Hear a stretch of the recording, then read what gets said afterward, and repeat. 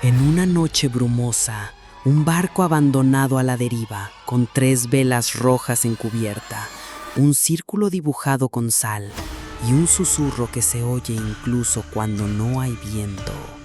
Sabemos tu nombre.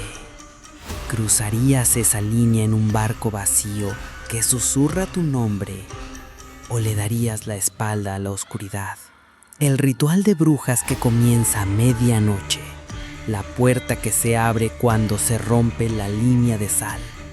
Y un alma que el mar quiere recuperar. Apaga la luz y sigue hasta el final. Si se te han puesto los pelos de punta, suscríbete y cuéntanos en los comentarios. ¿Habría salido de ese círculo? Soy Diego Hernández, tengo 28 años y desde mi adolescencia llevo el mar en la sangre. Nací en Cádiz, crecí escuchando las sirenas de los barcos que llegaban y partían, y muy pronto comprendí que mi destino estaba en el mar.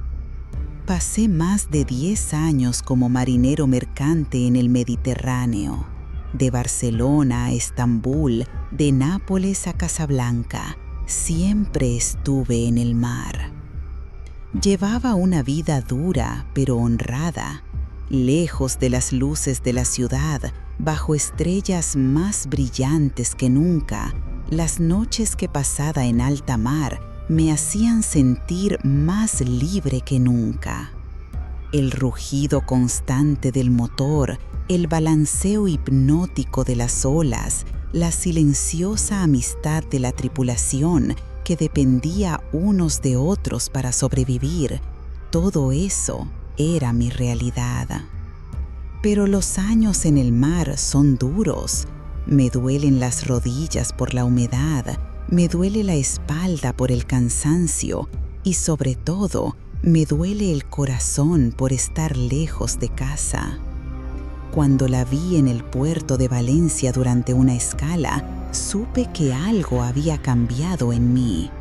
Era enfermera en el hospital del puerto, tenía los ojos oscuros como el mar, pero era una mujer que transmitía la calidez de un hogar que yo nunca había tenido. Nuestro amor creció entre mis viajes. Ella me esperaba en Valencia y yo contaba los días para volver al puerto. Sus cartas llegaban a los barcos a través de la radio del capitán. Eran cartas cortas que leía una y otra vez durante mis turnos de noche. En ellas me hablaba de su trabajo, de los enfermos a los que atendía, de las puestas de sol que veía desde la ventana de su apartamento con vistas al mar, y siempre se preguntaba si yo también las veía. Tras 2 años de relación a distancia, tomé la decisión más importante de mi vida: dejar la marina y volver a tierra firme. Nos casamos en la iglesia del barrio con vistas al puerto donde nos conocimos. Durante nuestra luna de miel, mientras paseábamos por la playa al atardecer, me dijo que estaba embarazada. En ese momento, todo cambió. Ya no era solo para mí. Tenía una familia que cuidar, un futuro que construir. Necesitaba un trabajo, necesitaba estabilidad. Tenía que estar allí para mi esposa y mi futuro hijo. Entonces vi un anuncio en el periódico local. Se busca inspector de carga nocturno. Se requiere experiencia en el mar. El sueldo es bueno. El trabajo parecía ideal para mi experiencia. Conocía los barcos como la palma de mi mano, entendía los documentos marítimos y trabajar de noche me permitiría estar en casa durante el día cuando Carmen me necesitara durante el embarazo. La entrevista fue sorprendentemente fácil. El jefe del puerto, el capitán Morales, un viejo marinero que parecía haber pasado más tiempo en el mar que en tierra, revisó mi currículum y me contrató inmediatamente. Necesitamos a alguien que conozca bien los barcos, dijo, mientras firmaba el contrato.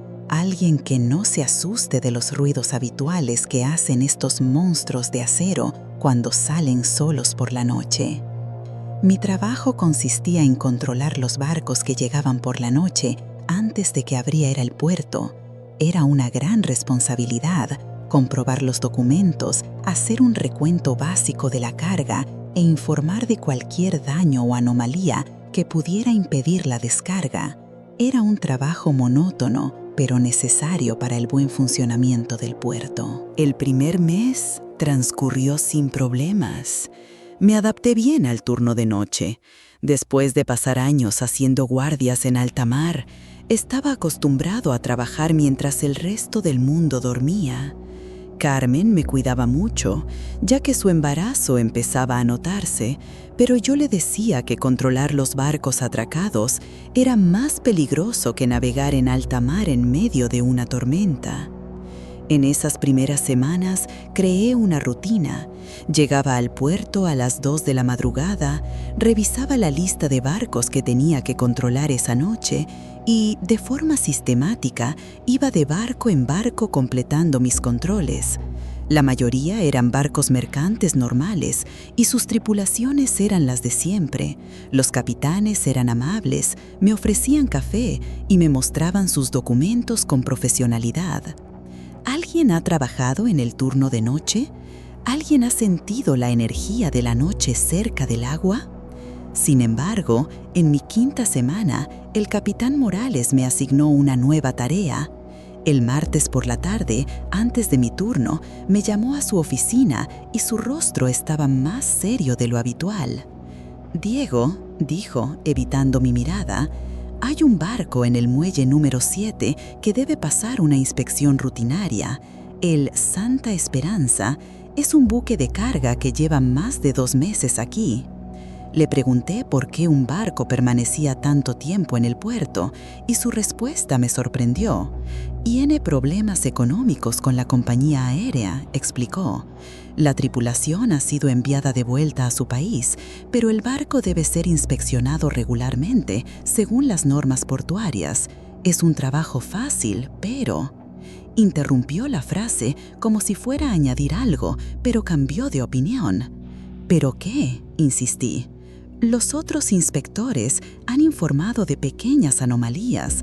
Nada importante, solo ruidos, cambios de temperatura. Ya sabes cómo suenan los barcos vacíos, siempre hay ruido». Sus palabras no me convencieron del todo, pero necesitaba el trabajo. Carmen había empezado a tener náuseas más frecuentes por las mañanas y había reducido sus horas en el hospital. Necesitábamos mi sueldo más que nunca. «De acuerdo», dije. «¿Cuándo empiezo?» «Esta noche», respondió, y me entregó una llave y una linterna más potente de lo habitual. «El barco está vacío, así que tienes total libertad. Echa un vistazo y avísame si ves algo raro». Esa noche, después de terminar mi ronda habitual por los demás barcos, me dirigí al muelle número 7. El Santa Esperanza se alzaba ante mí como una montaña oxidada contra el cielo nocturno. Probablemente era un buque de carga de tamaño medio de los años 80, con la pintura descascarillada y que había atravesado males tormentosos durante décadas. Lo primero que me llamó la atención no fue su estado abandonado. Había visto cientos de barcos así, sino el silencio absoluto que lo envolvía. Incluso en los barcos vacíos hay algún tipo de vida, luces de emergencia parpadeantes, el zumbido de los sistemas básicos, los sonidos que produce el metal al calentarse y enfriarse. El Santa Esperanza estaba en silencio. Subí por la pasarela metálica y mis pasos resonaban inquietantemente en la oscuridad de la noche. Nada más poner un pie en la cubierta, algo llamó mi atención. Un olor extraño se mezclaba con el aire marino. No era el olor habitual a óxido y sal de los barcos abandonados. Era otra cosa. Una mezcla de hierba quemada y un aroma dulce que no conseguía identificar. Con mi nueva linterna en la mano, comencé mi ronda de control rutinaria por la cubierta principal. Todo parecía normal. Las escotillas estaban cerradas, no había signos de vandalismo ni de entrada no autorizada, y el equipo de cubierta estaba en su sitio. Pero mientras caminaba, no podía evitar la sensación de que algo me seguía en la oscuridad. Era una sensación bien conocida por los marineros experimentados, sentir que no estás solo, aunque todos tus sentidos te digan lo contrario. En el mar, confías en esos instintos. Te salvan la vida en las tormentas, te avisan de averías mecánicas antes de que se conviertan en algo grave. Te guían en aguas desconocidas. Pero esto era diferente. No era una advertencia sana de un marinero. Era algo más profundo, más salvaje. Era como si algo que dormía en el corazón oxidado del Santa Esperanza se hubiera despertado. Después de revisar la cubierta, subí a la cubierta superior para inspeccionar el interior del barco, sin saber que estaba a punto de atravesar un pasillo que cambiaría mi vida para siempre. Con la llave maestra que me dio el capitán Morales, entré en Santa Esperanza. La puerta metálica se abrió con un chirrido que parecía despertar algo dentro del barco. El sonido me puso los pelos de punta. En todos mis años en el mar sabía que los barcos hacían ruido, pero esto era completamente diferente. Casi creí que la puerta estaba viva. El pasillo principal estaba completamente a oscuras y mi linterna apenas lograba iluminar el camino. Las paredes metálicas estaban húmedas por la humedad, pero la noche no era húmeda. Y cada paso resonaba en el vacío, como si el barco tuviera entrañas y un eco infinito se propagara desde ellas. A medida que avanzaba hacia el puente de mando, donde se guardaban los registros, el olor que sentía en la cubierta se intensificó. Ya no era solo olor a hierba quemada. Ahora podía reconocer los ingredientes: romero, tal vez salvia y, sin duda, incienso. Pero había algo más, algo familiar que me inquietaba en lo más profundo de mi mente. Era el olor del miedo, ese olor a metal y sudor mezclado con miedo. Era un olor que había oído antes en alta mar, cuando los marineros novatos se enfrentaban a su primera gran tormenta. Cuando llegué al puente, mi linterna iluminó los paneles de control cubiertos de polvo. Los instrumentos estaban apagados, por supuesto, pero algo llamó inmediatamente mi atención. Alguien había escrito algo con el dedo en el cristal de la ventana principal. Las palabras eran borrosas, pero se podían entender. No bajen. Mi corazón comenzó a latir con fuerza. Esto no aparecía en los informes sobre el barco. Saqué mi teléfono para fotografiar la advertencia, pero cuando lo levanté, la pantalla estaba apagada. Cuando llegué al puerto, la batería estaba al 100%. Intenté encenderlo varias veces, pero no respondía. Era como si hubiera algo que bloqueara los dispositivos electrónicos. Mi radio también estaba averiada, solo se oía ruido cuando intentaba contactar con la base. Aunque todo me decía que debía huir, continué con mi inspección rutinaria. Necesitaba este trabajo, por mí y por mi bebé, que aún no había nacido. No podía permitir que los ruidos extraños y mi hiperactiva imaginación arruinaran esta oportunidad. Revisé los camarotes de la tripulación. Como esperaba, estaban vacíos, pero había indicios de que habían sido evacuados apresuradamente. Todavía había ropa en los armarios, objetos en las mesas y en algunos camarotes, cruces clavadas en las paredes con clavos oxidados, como si hubieran sido clavadas con desesperación. En el camarote del capitán encontré un cuaderno de navegación abandonado. Las últimas anotaciones estaban escritas con letra temblorosa y cada vez más ilegible. Día 127. Los ruidos no cesan, vienen de abajo. Los hombres tienen miedo. Día 128.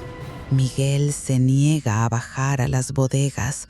Dice que hay algo que se mueve allí. Día 129. Hoy los he visto. 3 mujeres, pero no son mujeres. La última entrada estaba apenas legible. Día 130. Que Dios nos perdone por lo que hemos despertado. ¿Alguna vez has leído algo que no debías? Como si las propias palabras fueran peligrosas. Me pregunto si te ha pasado alguna vez. Cerré el diario con manos temblorosas.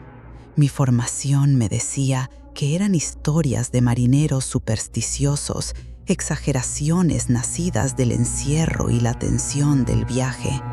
Pero mi instinto, ese sexto sentido desarrollado durante los años que había pasado en el mar, me decía que esto era diferente. Aceleré la inspección y antes de terminar mi informe y marcharme, revisé rápidamente las bodegas principales. Bajé por las escaleras metálicas hasta el primer piso de carga. Mi linterna iluminó un espacio enorme y aparentemente vacío. Los contenedores de carga estaban apilados al azar, como si los hubieran trasladado con prisas. Pero lo que me llamó la atención fueron las marcas en el suelo metálico. Parecían dibujadas con tiza blanca y formaban patrones geométricos, círculos, triángulos, líneas entremezcladas que hacían daño a la vista. En el centro del patrón más grande había manchas oscuras que definitivamente no eran óxido. La temperatura bajó de repente. Mi aliento se cubrió de vapor, algo imposible en octubre, con una temperatura nocturna de 20 grados. El frío no venía del exterior, sino del interior del barco, como si las planchas de acero estuvieran sumergidas en hielo. Entonces, oí el primer susurro. Al principio pensé que era el viento que se colaba por el techo, pero al aguzar el oído me di cuenta de que eran voces. Eran voces de mujeres en una lengua que parecía una mezcla de español antiguo y otro idioma más antiguo y salvaje. Los susurros provenían de abajo, de las bodegas más profundas del barco.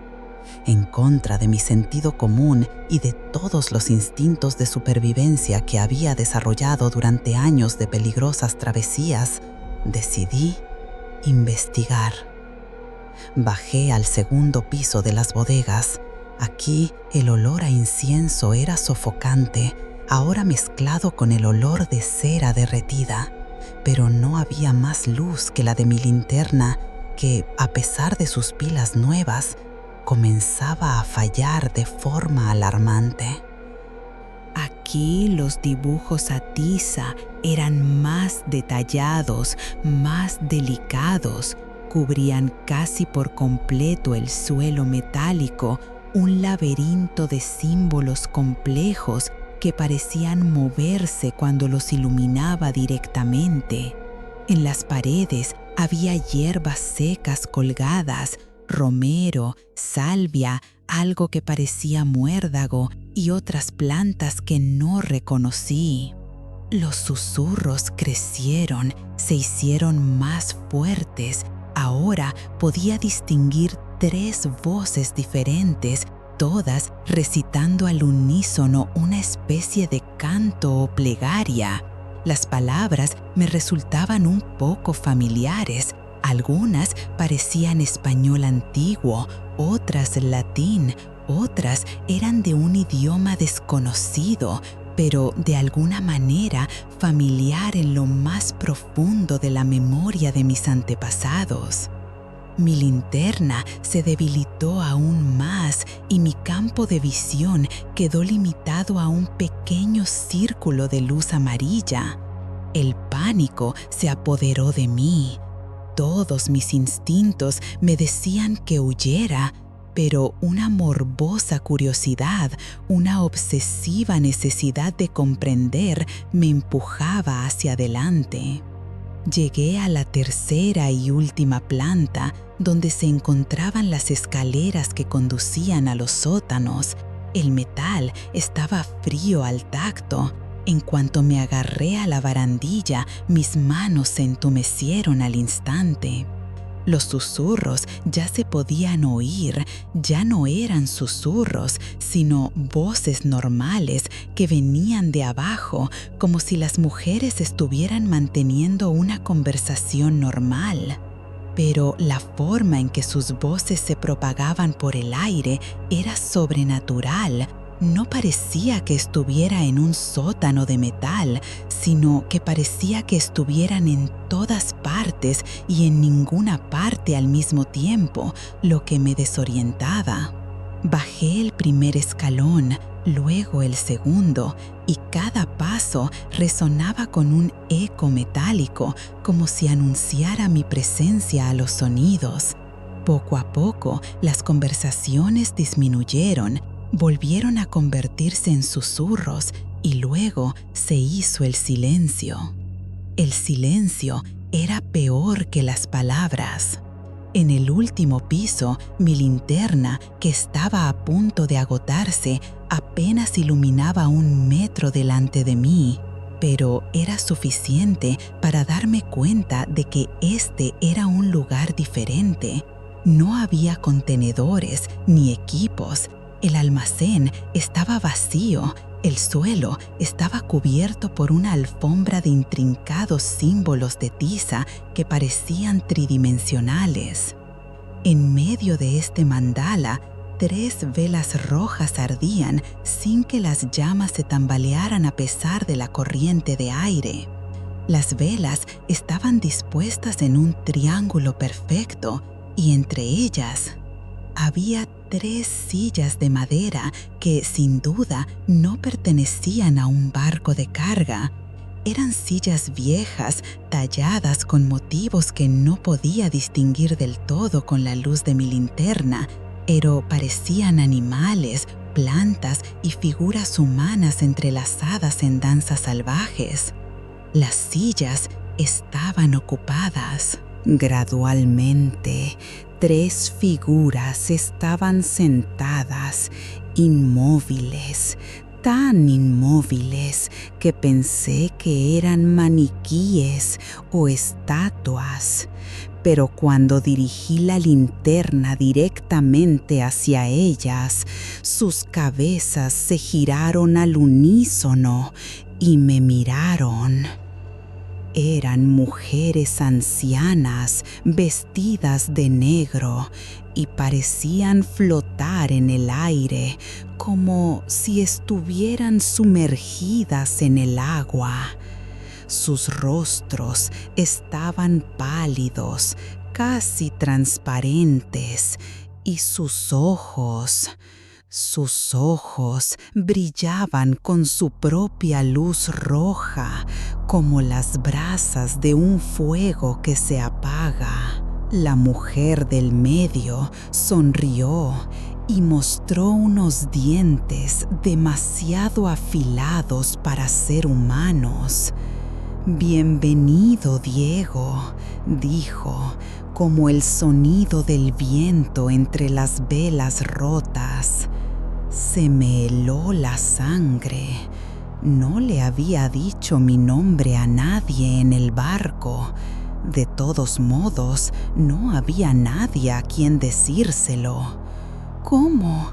Abrí la boca para hablar, pero solo salió un sonido gutural.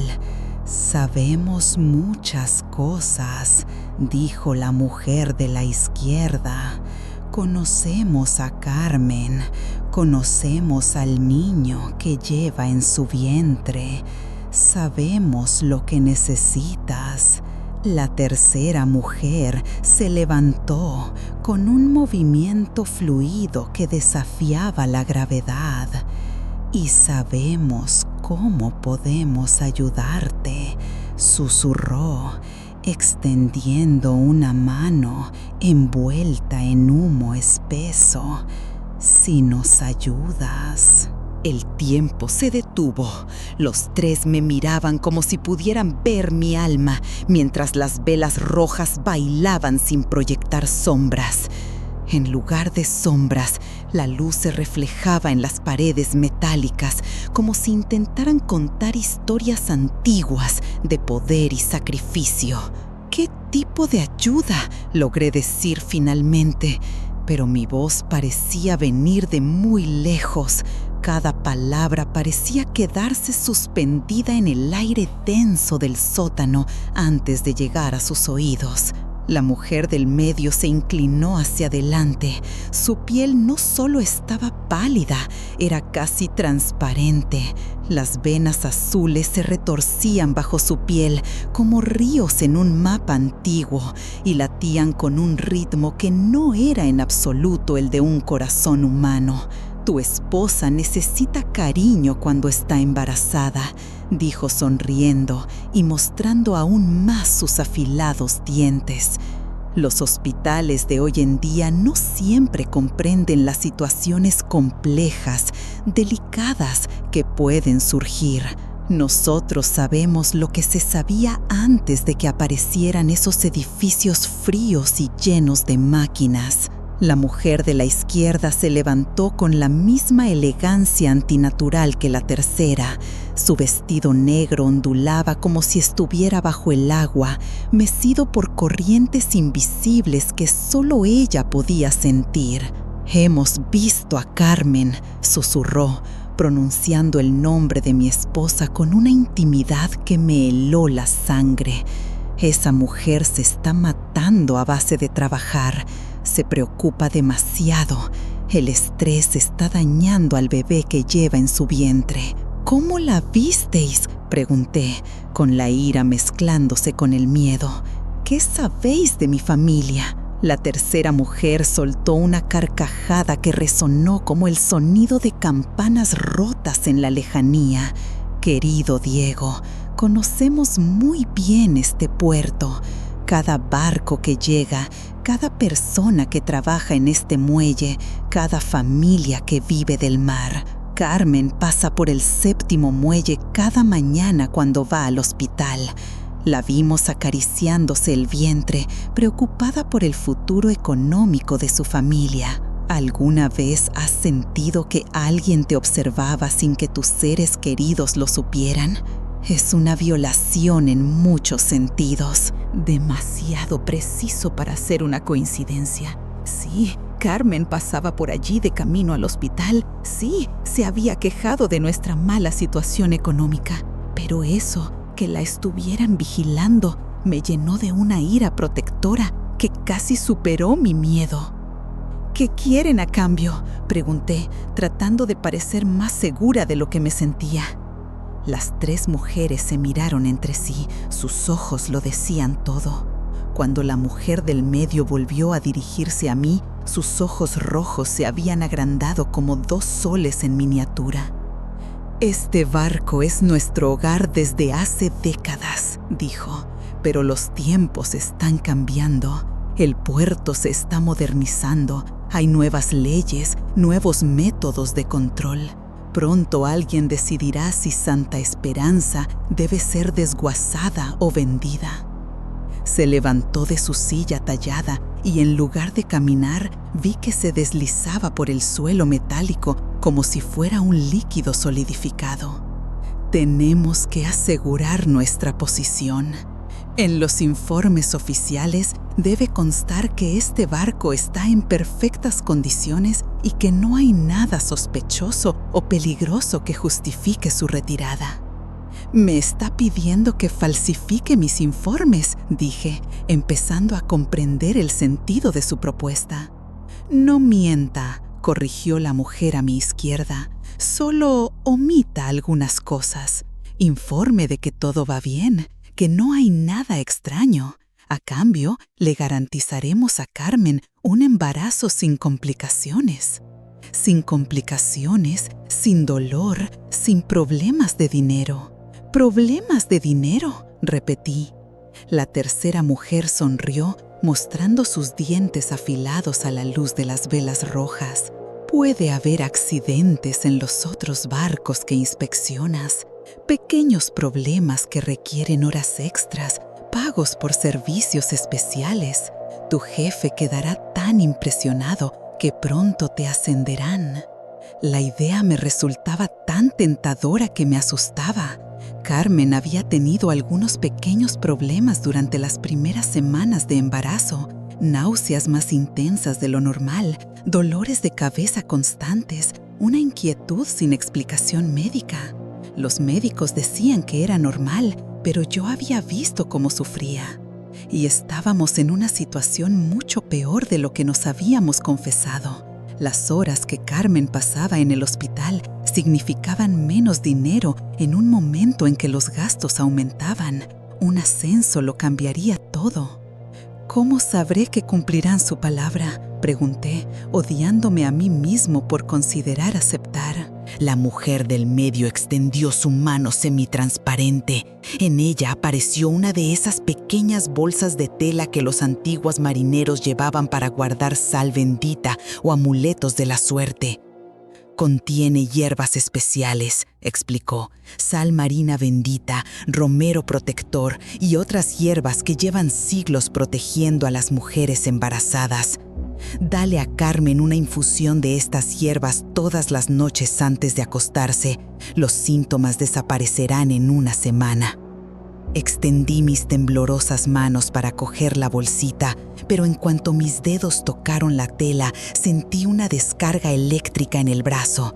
No fue doloroso, sino más bien una sensación de conexión, como si hubiera cerrado un circuito que llevaba años abierto. De repente, pude verlo. Vi a Carmen en nuestra cama, retorciéndose en sueños, con una mano sosteniendo su vientre hinchado como si lo estuviera protegiendo. Pero en el sueño, su vientre era mucho más grande de lo que debería ser en un embarazo de 2 meses. Miré su rostro tranquilo, sin las líneas de preocupación que habían aparecido últimamente. Vi una casa en un barrio mejor, más grande, con una habitación preparada para el bebé. En el puerto vi otros barcos. Vi pequeños accidentes, no eran peligrosos, no hicieron daño a nadie, pero eran lo suficientemente importantes como para requerir informes especiales, trabajo extra y pagos adicionales. Vi que el capitán Morales me recomendaba para un ascenso, elogiando mi dedicación y mi atención al detalle. Pero entonces el panorama cambió. Vi Santa Esperanza por la noche, no solo esa noche, sino muchas noches más. Vi a 3 mujeres realizando rituales más complejos y oscuros. Vi que traían a otras personas, jóvenes, estudiantes, trabajadores del puerto. Mientras las mujeres realizaban rituales que mi mente se negaba a comprender, vi que sus ojos se llenaban de terror. Y en las sombras vi mi propio rostro, observando, mostrando consentimiento, convirtiéndose en algo que ya no era completamente humano. La imagen se distorsionó y me encontré de nuevo en el sótano, con la bolsa de hierba quemándome la mano como hierro al rojo vivo. ¿Qué era eso?, pregunté, jadeando como si hubiera corrido kilómetros. Un ejemplo de tu futuro, respondió la mujer del centro, pero también una advertencia de lo que te espera si sigues este camino. Las visiones siempre muestran caminos posibles, añadió la mujer de la izquierda. El futuro no está grabado en piedra, tú eliges qué realidad crear. Noté que temblaba. La bolsa que tenía en la mano no parecía de tela, sino que pesaba como 1 tonelada de plomo. El peso no era físico, era el peso de la decisión. ¿Y si lo rechazo?, pregunté, aunque ya sabía la respuesta. Las tres sonrieron al unísono, sus dientes afilados brillaban a la luz de las velas rojas. «Entonces verás el otro futuro que has visto», dijo la tercera mujer. Su voz sonaba ahora como el viento antes de una tormenta mortal. «Carmen se meterá en problemas. El bebé, bueno, son tiempos peligrosos para traer una vida al mundo. Hay accidentes». La amenaza era clara, pero había algo más en sus palabras que me inquietaba. No era solo una amenaza contra mi familia, daba a entender que era parte de un patrón, que otros habían estado antes en mi lugar. «¿Cuántos han venido aquí antes que yo?», pregunté. La mujer del medio inclinó la cabeza, tal vez con una expresión nostálgica en el rostro. «Pero Diego, esta conversación se ha repetido una y otra vez durante décadas. Algunos toman la decisión correcta, otros». Señaló las paredes del almacén y vi por primera vez que había algo grabado en el metal. No eran números de serie ni identificadores de equipos, eran nombres. Había docenas de nombres grabados con uñas o cuchillos, algunos tan profundos que habían perforado completamente la placa de metal. «Los trabajadores portuarios que se negaron a cooperar», dijo la mujer de la izquierda. «Sus familias sufrieron problemas que no puedes imaginar». Repasé mentalmente a los trabajadores portuarios que conocía, tratando de recordar si alguno había sufrido una muerte inexplicable. Pero entonces me di cuenta de algo aún más aterrador.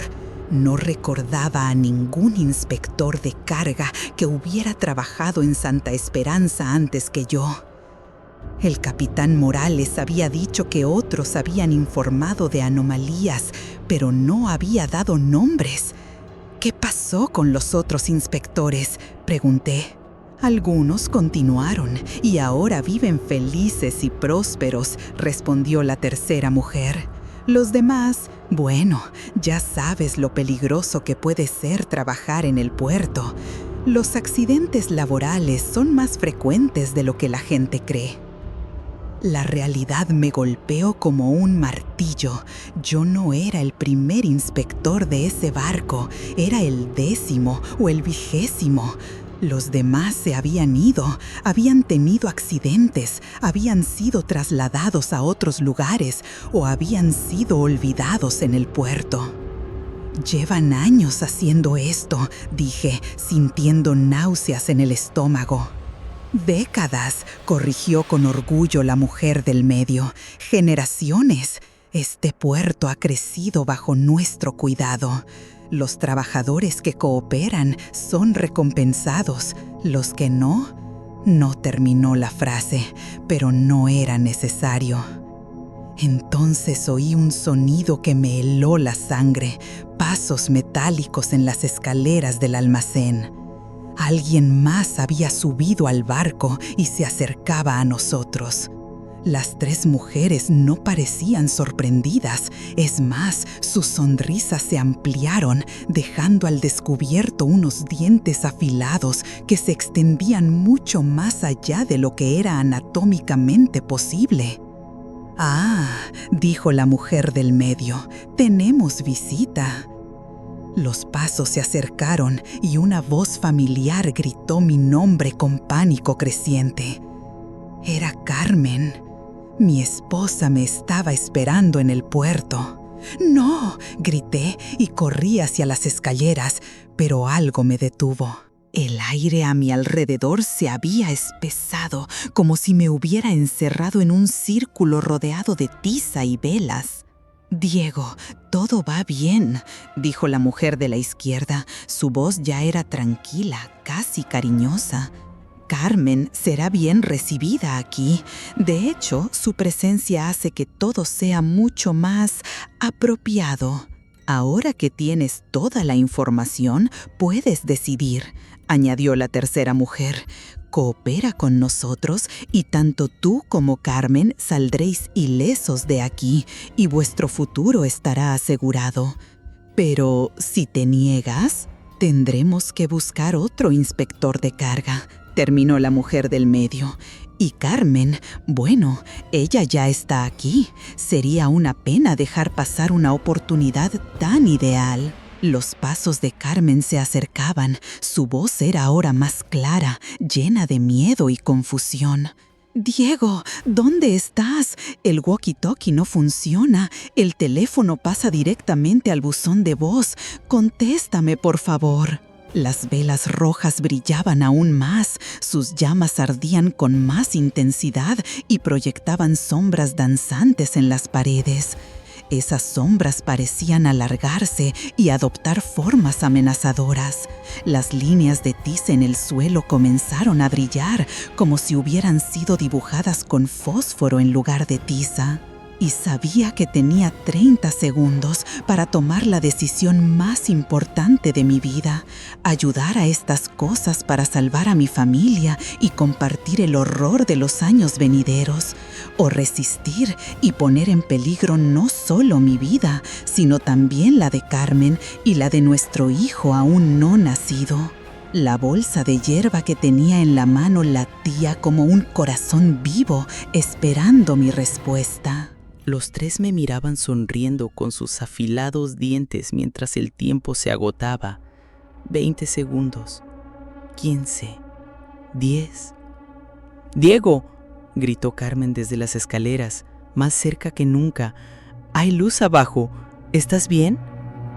En ese momento, mientras las criaturas esperaban mi decisión y mi esposa caía en una trampa mortal, recordé algo que me dijo mi abuelo cuando era niño y soñaba con el mar.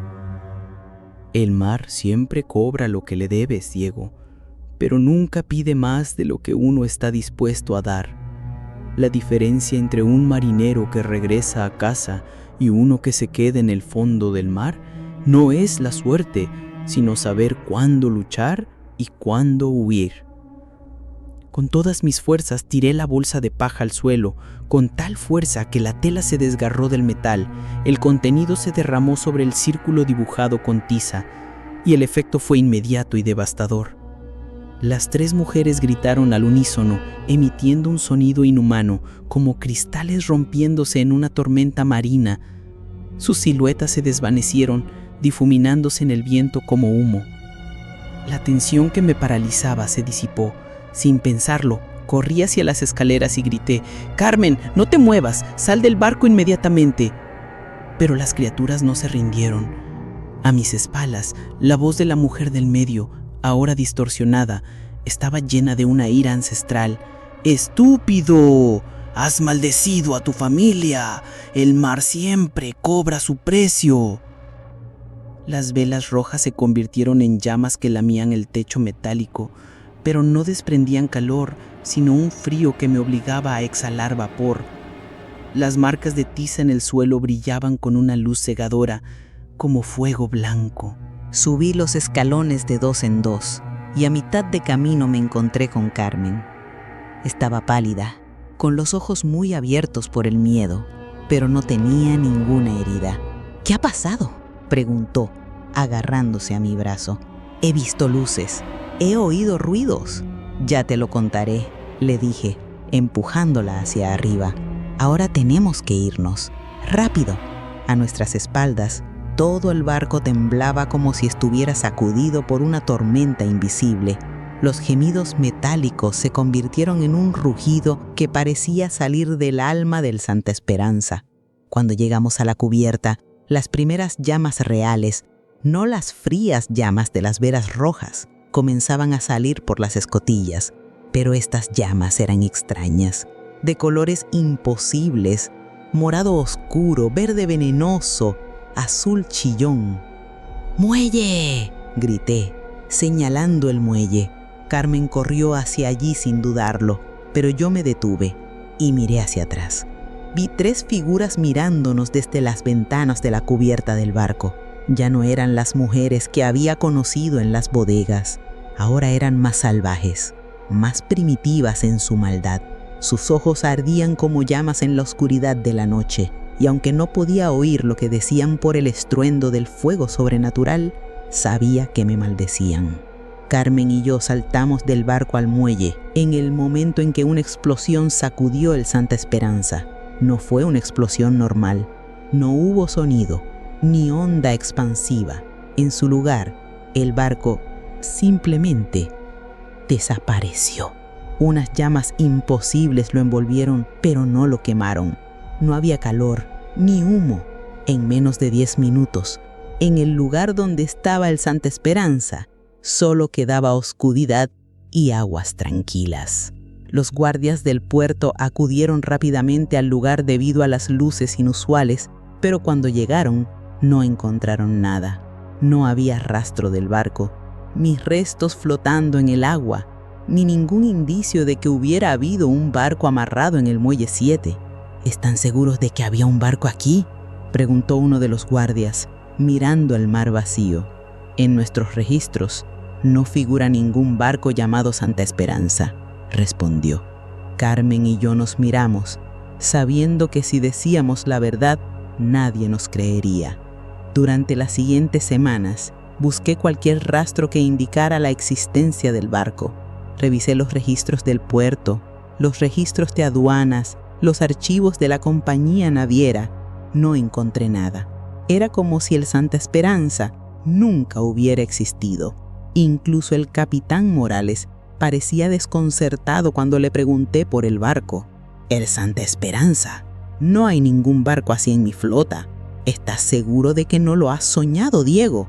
¿Hay alguien entre vosotros que haya vivido algo que luego nadie recuerde? Como si la realidad se hubiera reescrito. Me diréis que no estoy loco». Pero había una prueba que no podía ignorar.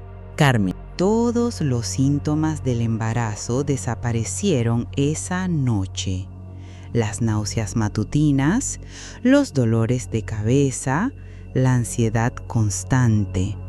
Todo desapareció como si nunca hubiera existido. Los médicos estaban maravillados de lo bien que se veía y de lo bien que iba el embarazo. Y yo sabía por qué. Cuando tiré la bolsa al suelo, las hierbas que se esparcieron hicieron su trabajo. Aunque había roto mi pacto con las brujas, Carmen siguió beneficiándose de él. Era como si, antes de rechazarlo por completo, hubiera robado una parte de su magia. 6 meses después, Carmen dio a luz a nuestro hijo sin complicaciones. Santiago, le pusimos ese nombre inspirándonos en el santo de los marineros, nació sano, con pulmones fuertes y ojos curiosos. Pero no podíamos quitarnos de la cabeza la sensación de que nos vigilaban. Especialmente en las noches de niebla, cuando voy a trabajar al puerto. Por las mañanas encontré otro trabajo, supervisando barcos. Oigo susurros familiares en el viento salado. Son voces de mujeres que hablan una mezcla de español antiguo y lenguas aún más antiguas. Carmen también dice que a veces los oye cuando pasea a Santiago en coche y pasa por el muelle número 7. Nuestro hijo siempre señala al mar vacío y murmura como si estuviera hablando con alguien que no podemos ver. Han pasado 3 años. Santiago crece sano, Carmen ha vuelto al hospital y llevamos una vida estable sin ayuda divina. Pero sé que nuestra historia con las 3 brujas de Santa Esperanza aún no ha terminado. Porque por las noches, cuando la niebla cubre el puerto de Valencia, juraría haber visto un barco fantasma anclado en el muelle número 7 y en las ventanas de su superestructura, 3 luces rojas que me miran con infinita paciencia. El mar siempre cobra su precio, solía decir mi abuelo. Pero a veces, si tienes suerte y eres valiente, puedes negociar las condiciones. Si has llegado hasta aquí, Gracias por acompañarme en esta historia que cambió mi vida. Si algún día te encuentras en una situación así, recuerda que siempre hay una salida, aunque no la veas. Cuéntamelo en los comentarios. ¿Crees que hice lo correcto o debería haber aceptado el trato para proteger mejor a mi familia? Suscríbete al canal para apoyarme y no olvides darle a me gusta al video.